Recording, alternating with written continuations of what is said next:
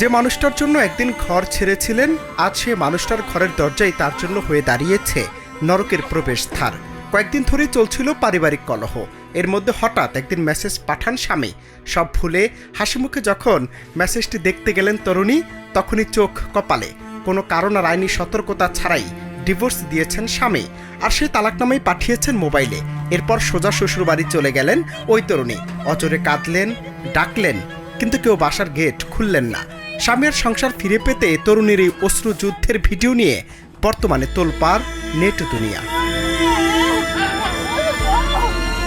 ভুক্তভোগী তরুণীর অভিযোগ, দীর্ঘদিনের ভালোবাসার এই সম্পর্কে বিষ বাষ্প হয়ে ঢুকে পড়ে স্বামীর পরকীয়া। প্রেমের টানে ঘর বাঁধলেও স্বামীর অন্য নারীর প্রতি আসক্তি কাল হয়ে দাঁড়ায় তার জীবনে। যখনই তিনি স্বামীর এই অনৈতিক সম্পর্কের প্রতিবাদ করতে গেছেন, তখনই জুটেছে অমানসিক শারীরিক ও মানসিক নির্যাতন। কয়েকদিন আগে স্থানীয় সালিশের মাধ্যমে তাকে সম্মানের সহিত ঘরে ফিরিয়ে নেওয়ার কথা থাকলেও সব প্রতিশ্রুতিকে বুড়ো আঙ্গুল দেখিয়ে ইমুতে একটি তালাকনামার ছবি পাঠিয়ে তাকে ঘর থেকে বের করে দেওয়া হয়েছে। আমার স্বামী পরকীয়া করে, আমি ওকে, ও বিভিন্ন মেয়েদের সাথে কথা বলে, ওকে আমি নিষেধ করছি যে কথা বলো না, কারোর সাথে ব্লক করে দিবা সবাইকে। ও আমার কথা শোনেনি, ও বরং তো আমাকে ধরে মারধর করছে। আমি ভেতরে ঢুকছিলাম, আমার শ্বশুর শাশুড়ি মারধর করে আমাকে বের করে দিয়েছে। সামাজিক মাধ্যমে ভাইরাল হওয়া ভিডিওতে দেখা যায় স্বামীর একটু সান্নিধ্য আর মাথা গোজার ঠাঁই পেতে দরজার কপাটে অঝরে মাথা ঠুকছেন ওই তরুণী।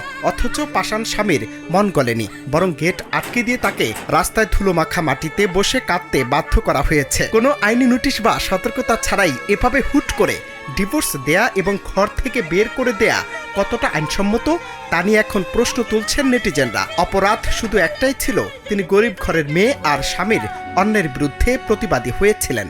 ঝামেলা লাগার পরে আমরা শ্বশুর বাসায় দুইজনেই আসি।